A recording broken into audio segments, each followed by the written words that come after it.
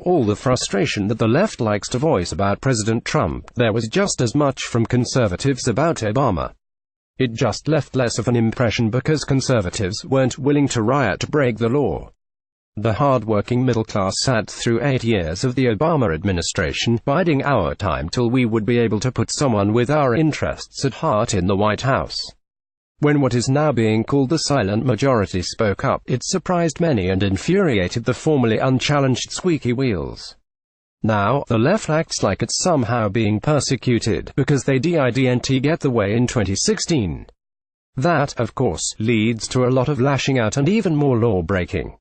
While it would be ideal if no one ever broke the law, it's sad that it seems to be just the side that didn't encourage division who is receiving the backlash.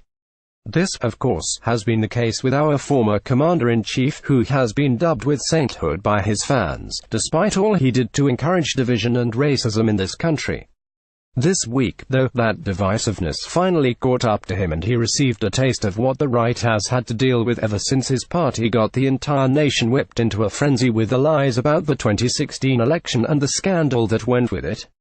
Fox 5 DC reports that Barack Obama's DC office was closed down as they investigate a white powdery substance that was mailed to that office, DC.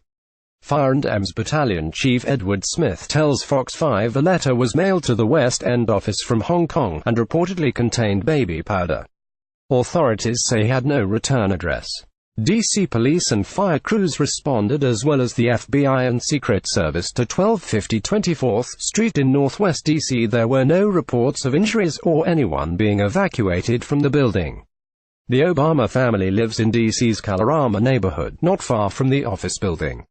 It is unclear if the former president was in the office when the incident was reported.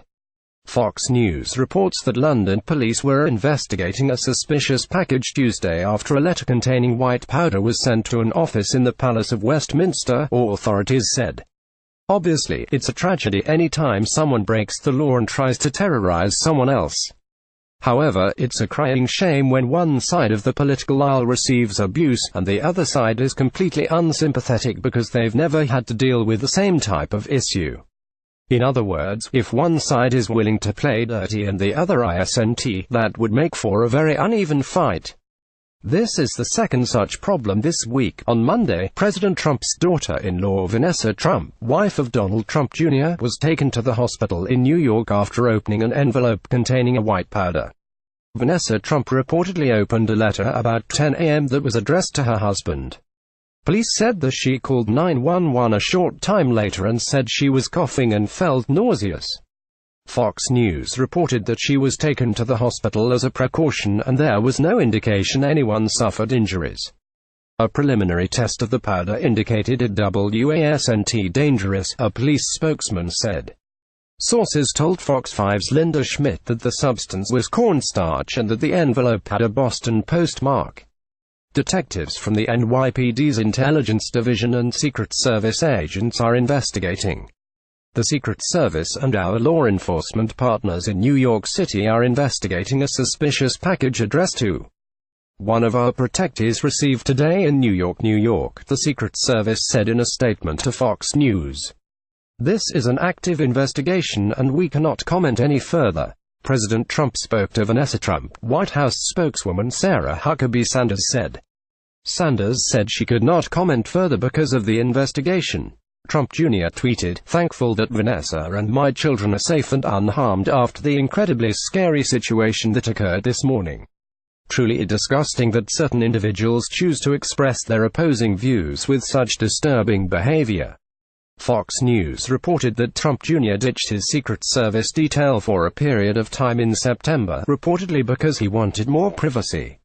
But his detail was apparently reactivated about a week later. The Trump Organization didn't immediately respond to a request for comment.